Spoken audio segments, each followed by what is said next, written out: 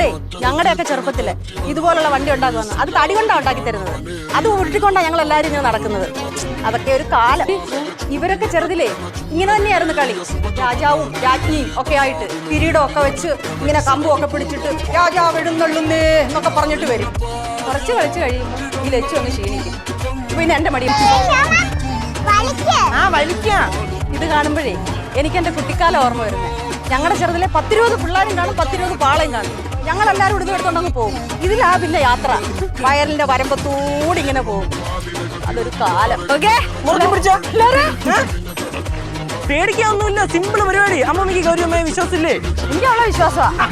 പിന്നെ എന്ത് ധൈര്യമായിട്ടിരുന്നോ? ഓക്കെ, അപ്പൊ ഞാൻ വലിക്കാൻ പോണേ. ആ